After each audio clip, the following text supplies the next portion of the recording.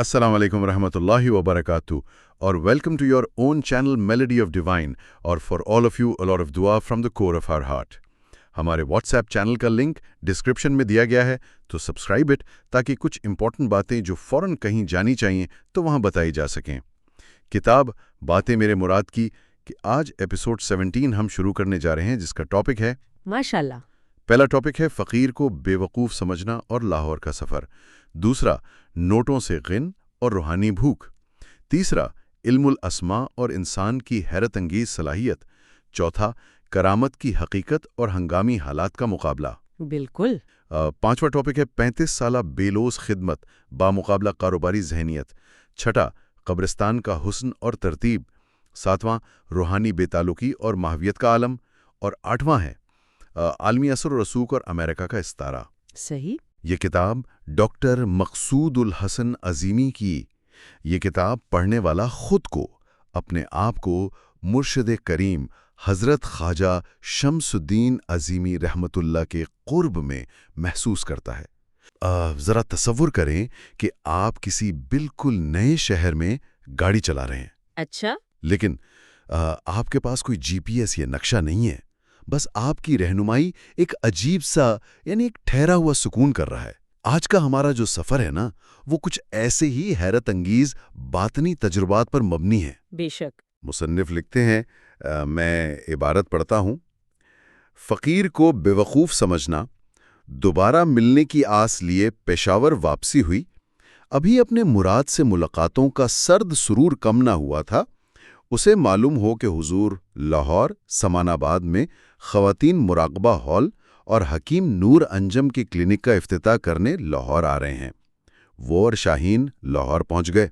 अल्लाह। चौबुर्जी के रास्ते समानाबाद दाखिल हुए तो पहले ही चौक पर बाईं तरफ मुड़ने के बाद अजीमी मतब ज़ेरे सरपरस्ती ख्वाजा शमसुद्दीन अजीमी का बोर्ड देखकर उन्होंने जाना कि वो अपनी मंजिल मुराद पे पहुंच गए हैं। सुभान अल्लाह।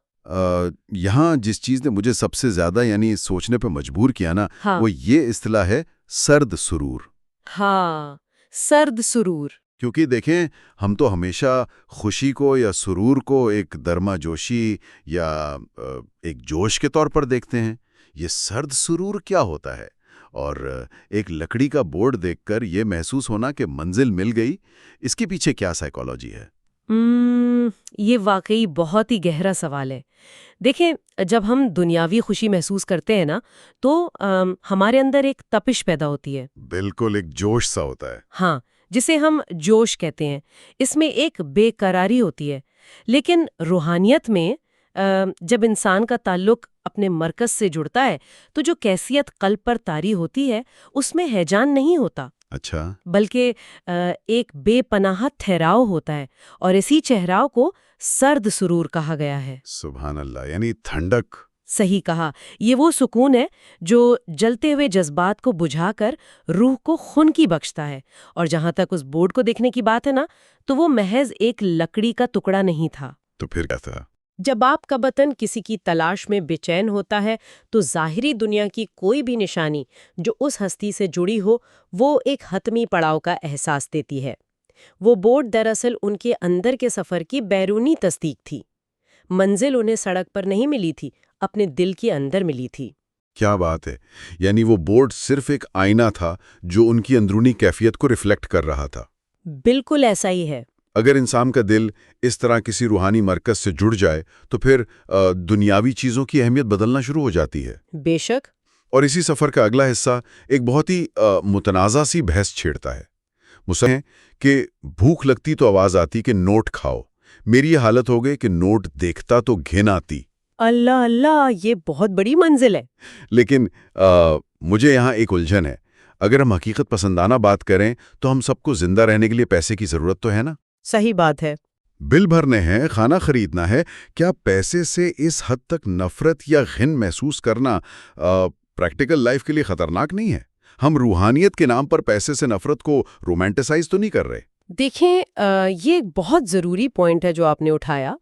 लेकिन यहाँ बात पैसे के इस्तेमाल की नहीं हो रही। अच्छा, तो फिर किस चीज़ की हो रही है? बात पैसे की परस्तिश की हो रही है। ये कैफियत उस वक्त पैदा होती है जब बातनी आँख खुलती है और इंसान को अपनी असल रूहानी भूख का एहसास होता है। روحانی بھوک مطلب؟ عام طور پر ہم کیا سمجھتے ہیں کہ اگر ہم اداس ہیں، بے چین ہیں، تو زیادہ پیسہ کما لیں گے، شاپنگ کر لیں گے تو سکون مل جائے گا۔ ہاں، یہی ہوتا ہے آج کل۔ لیکن جب روح بھوکی ہونا تو اسے کاغذی نوٹوں سے نہیں بھرا جا سکتا۔ جب مصنف کو یہ آواز آتی ہے کہ نوٹ کھاؤ، تو یہ دراصل ان کے اپنے شعور کی ایک تنبیہ تھی، ایک وارننگ تھی۔ بالکل۔ یہ اس بات کا احساس تھا کہ جن کاغذ کے ٹکڑوں کے پیچھے دنیا دیوانی ہے وہ انسان کی اصل بھوک نہیں مٹا سکتی۔ پیسے سے گھن آنے کا مطلب یہ ہرگز نہیں کہ انسان اسے استعمال کرنا چھوڑ دے، صحیح۔ بلکہ اس کا مطلب یہ ہے کہ دل سے اس کی محبت نکل جائے۔ پیسہ جیب میں رہے، دل میں نہ اترے۔ جب ہوس ختم ہوتی ہے نا تو مادیت سے کراہت ایک فطری ری ایکشن کے طور پر سامنے آتی ہے۔ ماشاءاللہ، واقعی یہ فرق بہت واضح ہے۔ پیسہ ایک اوزار کے طور پر ٹھیک ہے، لیکن غذا کے طور پر نہیں، کیونکہ روح کاغذ ہضم نہیں کر سکتی۔ بے شک۔ تو اگر مادی دولت انسان کی اصل پہچان نہیں ہے تو پھر انسان کا اصل مقام کس چیز سے طے ہوتا ہے؟ اس کا جواب ہمیں اگلی سطروں میں ملتا ہے۔ اچھا۔ مصنف لکھتے ہیں کہ پھر پودوں سے لے کے گھاس پھوس، ہر پودے کا ایک نام ہے۔ آپ ایک سائیکل بناتے ہیں، اس سائیکل کے ہر پرزے کا ایک نام ہے۔ آپ دیکھیں یہ کیسی عجیب صلاحیت ہے۔ انسان ہر چیز کو نام سے جانتا ہے۔ صلاحیت اس کے علم الاسما ہی کے ضمن میں آتا ہوئی۔ سبحان اللہ۔ ہم روزانہ ہزاروں نام پکارتے ہیں نا، سائیکل کی چین، پیڈل، بریک۔ بظاہر یہ بہت معمولی بات لگتی ہے۔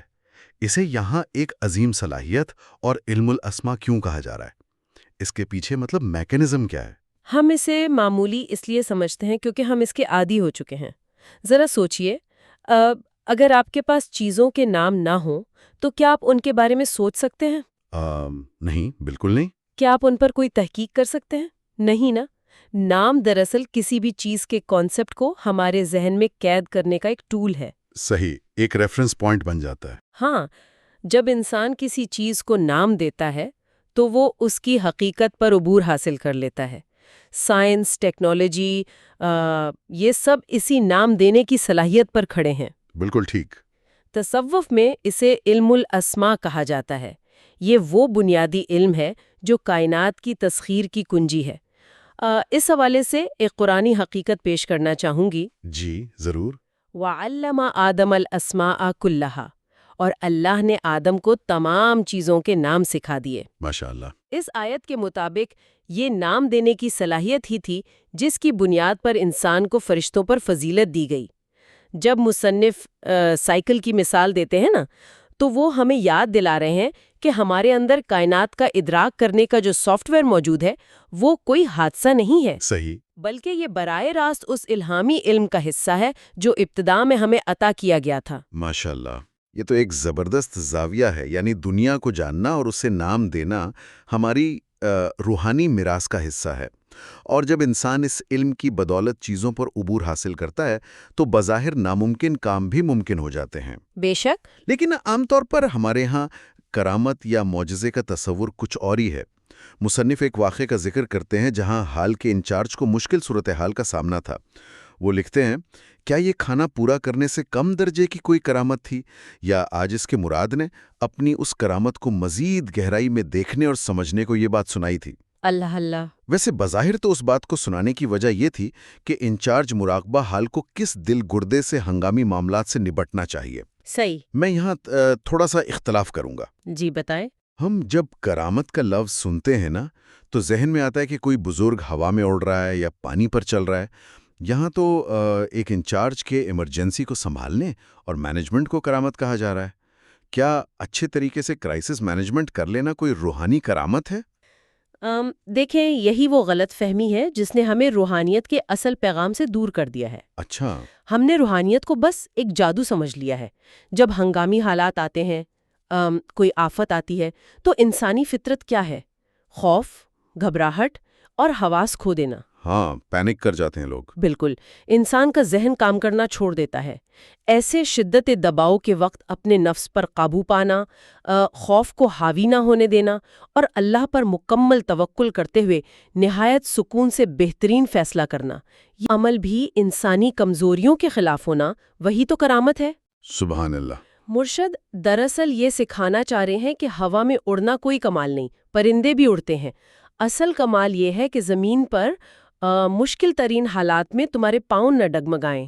کیا بات ہے! وہ جو ہمت ہوتی ہے، جو دل گردہ ہوتا ہے نا، وہ عام انسان کے بس کی بات نہیں، وہ اللہ کی خاص مدد سے آتا ہے۔ اسی کو عملی تصوف کہتے ہیں۔ یہ بہت ہی لاجیکل وضاحت ہے، یعنی حقیقی کرامات انسان کے اندر کا بیلنس برقرار رکھنا ہے، اور یہ بیلنس تبھی برقرار رہتا ہے جب آپ کو دنیاوی نتائج کی فکر نہ ہو۔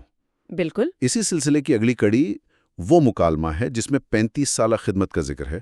جی۔ مصنف لکھتے ہیں کہ ہوتا ہے تو اس کے بارے میں بتاتے ہیں کہ کتنی فیصد افراد میری بات سنیں گے۔ فرمایا، میں نے ان سے کہا مجھے 35 سال ہو گئے یہ کام کرتے، مجھے تو آج تک اس بات کا خیال ہی نہیں آیا۔ ماشاءاللہ۔ میں تو بس اپنا کام کیے چلا جا رہا ہوں۔ پھر کہاں شاید وہ کاروباری آدمی ہے، اس لیے نفع نقصان کا حساب کرتے رہتے ہیں۔ شاید ٹھیکیدار ہیں جو سپلائی کا کام کرتے ہیں۔ اللہ اللہ، کتنی گہری بات ہے۔ لیکن دیکھیں، آج کل کی دنیا تو چلتی ہی ڈیٹا اور اینالیٹکس پر ہے نا۔ ہاں بالکل۔ ہم ایک تصویر بھی اپلوڈ کرتے ہیں تو دیکھتے ہیں کتنے لائکس آئے ہیں۔ ہاں بالکل۔ ہر کمپنی ROI یعنی ریٹرن آن انویسٹمنٹ دیکھتی ہے۔ ایسے دور میں یہ دعویٰ کرنا کہ مجھے 35 سال ہو گئے ہیں اور مجھے پرواہ نہیں کہ کتنے فیصد لوگوں نے میری بات سنی، کیا یہ سائیکولوجیکلی پاسبل ہے کہ انسان نتیجے کی پرواہ نہ کرے؟ دیکھیے، جدید نفسیات میں انسان کے تھکنے یا برن آؤٹ ہونے کی سب سے بڑی وجہ ہی یہی بتائی جاتی ہے کہ ہم اپنے کام کو نتیجے سے جوڑ دیتے ہیں۔ صحیح۔ اگر نتیجہ ہماری مرضی کا نہیں آتا تو ہم مایوس ہو جاتے ہیں، لیکن ایک روحانی شخص جسے یہاں ٹھیکیدار کے متضاد کھڑا کیا گیا ہے، وہ بالکل مختلف نظام کے تحت کام کرتا ہے۔ وہ نظام کیا ہے؟ ٹھیکیدار تبھی سرمایہ لگاتا ہے جب اسے نفع کی گارنٹی ملے، لیکن صوفی کا تعلق عمل سے ہوتا ہے، نتیجے سے نہیں۔ ماشاءاللہ۔ وہ جانتا ہے کہ اس کا کام صرف حق کی بات پہنچانا اور بیج بونا ہے، زمین کو زرخیز کرنا، بیج میں سے پودا نکالنا، یہ کائنات کے رب کا کام ہے۔ سبحان اللہ۔ جب آپ نتائج کی ذمہ داری سے خود کو آزاد کر لیتے ہیں نا، تو پھر نہ مایوسی ہوتی ہے نہ ڈپریشن۔ یہی وہ آزادی ہے جو کسی انسان کو لگاتار 35 سال تک خدمت کرنے کا حوصلہ دیتی ہے۔ یعنی کام سے جڑنا ہے، اس کے انجام یا انعام سے نہیں۔ اگر انسان اس حد تک دنیاوی نتائج سے بے نیاز ہو جائے تو اس کا زندگی اور موت کو دیکھنے کا زاویہ بھی بدل جاتا ہے۔ بے شک۔ یہی بات ہمیں اس اگلے واقعے میں نظر آتی ہے۔ اچھا۔ لکھتے ہیں، مور کے پر چھتائے 1 ماہ بعد حضور پشاور تشریف لائے۔ ورسک روڈ پہ مراقبہ حال کے لیے خریدی گئی زمین دیکھ کے فرمایا، یہاں قبرستان کے لیے زمین لیں اور وہاں 4 دیواری نہیں تو بار لگا کر عظیمیوں کے لیے ایک احاطہ مخصوص کر لیں۔ صحیح۔ اور پھر اسے یوں ہی نہ چھوڑ دیں بلکہ اس کی دیکھ بھال کریں، وہاں پودے لگائیں۔ قبرستان میں ایک حسن اور ترتیب ہونی چاہیے۔ اللہ اللہ۔ ہاں، ہم سب تو قبرستان سے ڈرتے ہیں نا۔ یہ ایک تاریک، سنسان جگہ سمجھی جاتی ہے۔ وہاں حسن اور ترتیب پیدا کرنے کی بات کرنا بظاہر بہت عجیب محسوس ہوتا ہے۔ قبرستان میں پودے لگانے کا روحانیت سے کیا تعلق ہے؟ ہم قبرستانوں کو خوفناک اس لیے سمجھتے ہیں کیونکہ ہم نے موت کو ایک بھیانک انجام سمجھ لیا ہے، لیکن روحانیت میں عالم برزخ کا تصور ہے۔ برزخ یعنی موت کے بعد کی زندگی۔ بالکل، برزخ کوئی تاریخ ویٹنگ روم نہیں ہے جہاں روحیں قید ہیں، بلکہ یہ نئی زندگی کا آغاز ہے۔ جب ایک بزرگ کہتے ہیں کہ قبرستان میں پودے لگاؤ، تو وہ دراصل موت کے اس خوف کو توڑ رہے ہیں۔ صحیح۔ پودا زندگی اور نمو کی علامت ہے۔ قبرستان میں پودے لگانا یہ پیغام دیتا ہے کہ جو لوگ یہاں مدفون ہیں ان کا سفر ختم نہیں ہوا، بلکہ ایک نئے سفر پر روانہ ہو چکے ہیں۔ کیا خوبصورت بات کی ہے۔ اور وہ ہمارے احترام کے اتنے ہی مستحق ہیں جتنے زندگی میں تھے۔ یہ ترتیب اس بات کی نشاندہی کرتی ہے کہ موت اللہ کا قانون ہے، اس سے خوفزدہ ہونے کے بجائے اسے قبول کرنا چاہیے۔ ماشاءاللہ۔ جب موت کو ایک نیا سفر مان لیا جائے تو انسان کی اس مادی دنیا سے وابستگی ویسی ہی کم ہو جاتی ہے۔ بے شک۔ اور اسی کیفیت کی منظر کشی اگلی سطروں میں کی گئی ہے۔ لکھتے ہیں کہ بے تعلق سا کر لیا ہے، یا جیسے وہ ان سے کچھ دور ہٹ گئے ہیں، وہاں ہوتے ہوئے بھی وہ وہاں نہیں ہیں۔ ان کے انداز میں بے تعلقی سی در آئی تھی۔ سبحان اللہ، یہ ماہویت کا مقام ہے۔ مجھے یہ پڑھ کر انٹرنیٹ کے سرور کی یاد آ گئی۔ یہ بالکل ایسا ہے جیسے آپ کا لیپ ٹاپ ظاہری طور پر تو کمرے میں موجود ہے، لیکن اس کا وائی فائی کسی دور دراز کے نیٹ ورک سے جڑا ہوا ہے۔ بہت اچھی مثال دی آپ نے۔ جسم لوگوں کے درمیان بیٹھا ہے لیکن دھیان کہیں اور ہے، یہ بے تعلقی کیا ہوتی ہے؟ تصوف کی زبان میں اسے محویت کہتے ہیں۔ محویت کا مطلب روکھا پن نہیں ہے۔ ایسا نہیں ہے کہ وہ لوگوں کی پرواہ نہیں کر رہے۔ تو پھر کیا ہوتا ہے ان کے اندر؟ ہوتا یہ ہے کہ ان کے اندرونی ریسیور کا رابطہ ذات حق کی تجلیات کے ساتھ اتنا مضبوط ہو جاتا ہے کہ ارد گرد کے دنیاوی شور کی آواز مدھم بڑھ جاتی ہے۔ صحیح۔ جب ایک انسان مسلسل اپنے خالق کے دھیان میں رہتا ہے تو وہ دنیا کے معاملات نبھاتا ہے، لوگوں سے ملتا ہے، لیکن اس کے دل میں ایک ہی مرکز ہوتا ہے، اللہ اللہ۔ اسی لیے دیکھنے والے کو محسوس ہوتا ہے کہ یہ شخص جسمانی طور پر یہاں ہونے کے باوجود کسی اور ہی دنیا کا باسی بن چکا ہے، یہ حقیقت سے جڑا ہے۔ لیکن آج کے دور میں اس اندرونی سرور سے جڑے رہنا بہت مشکل ہو گیا ہے، کیونکہ شور بہت ہے، اور یہی وہ مقام ہے جہاں آج کی آخری بات آتی ہے۔ جی۔ مصنف لکھتے ہیں کہ اب امریکہ سب کو اپنے یہاں تو بلا نہیں سکتا، وہ خود یہاں آ گیا ہے۔ اللہ، یہ بہت بڑی بات ہے۔ اب ذرا رکیے، ہم تو روحانی بے تعلقی، عالم برزخ، ان چیزوں کی باتیں کر رہے تھے، اس سب کے درمیان اچانک امریکہ کا ذکر کہاں سے آ گیا؟ دیکھیں، یہ کوئی سیاسی تبصرہ نہیں ہے، تو پھر کیا ہے؟ یہ ایک انتہائی گہرا استعارہ ہے، یعنی میٹافر۔ امریکہ یہاں کس چیز کی علامت ہے؟ یہ مادی کلچر، کنزیومرزم اور اس سرمایہ دارانہ سوچ کی علامت ہے جہاں ہر چیز نفع نقصان میں تولی جاتی ہے۔ وہی ٹھیکیدار والی سوچ جو ہم نے ڈسکس کی۔ بالکل۔ ماضی میں انسان کو مادیت کا حصہ بننے کے لیے سفر کرنا پڑتا تھا، لیکن آج وہ مادی ہوس ہمارے موبائل فونز کے ذریعے ہمارے ذہنوں کے اندر داخل ہو چکی ہیں۔ واقعی، ہر وقت اسکرین پر؟ امریکہ کا خود یہاں آ جانا اس بات کا اشارہ ہے کہ دنیا کی مادی کشش اب ہمارے سامنے کھڑی ہے۔ ایسے میں اپنے سرد سرور کو بچانا اور اپنی روحانی بھوک کو پہچاننا کتنا دشوار ہو گیا ہے۔ یہ ہم سب کے لیے ایک باطنی تنبیہ ہے۔ یہ تو واقعی آنکھیں کھول دینے والی بات ہے، یعنی مادیت کی جنگ اب سرحدوں پر نہیں، ہمارے اپنے ذہنوں کے اندر لڑی جا رہی ہے۔ ان تمام باتوں پر غور کرنے کے بعد آج کا سب سے بڑا سوال یہی ہے کہ کیا ہم واقعی اپنی زندگی میں علم الاسما جیسی عظیم صلاحیت کا درست استعمال کر رہے ہیں، یا محض ٹھیکیدار بن کر اس سیلاب میں بہتے جا رہے ہیں؟ اس پر ضرور سوچیے گا۔ بے شک۔ ہمارا واٹس ایپ چینل لازمی سبسکرائب کریں، جو کہ ڈسکرپشن میں دیا گیا ہے، تاکہ آپ تک کچھ اہم معلومات بے فوراً پہنچائی جا سکیں۔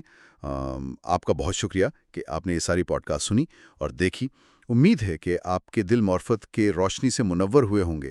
اگر آپ نے چینل میلوڈی آف ڈیوائن کو سبسکرائب نہیں کیا تو پلیز کر لیں، لائک کر دیں ویڈیو کو، اور forward it to the ones whom you think they are interested to listen such kind of spiritual content، جو کہ آپ کو سکھاتا اور آپ کی نرشمنٹ کرتا ہے۔ اور اگر آپ نے ریڈنگ سیشن لوہے قلم کے پوڈ کاسٹ نہیں دیکھی اور سنی تو لازمی پلے لسٹ میں جا کے سنیے۔ بہت دعا کے ساتھ، اللہ حافظ ٹو آل۔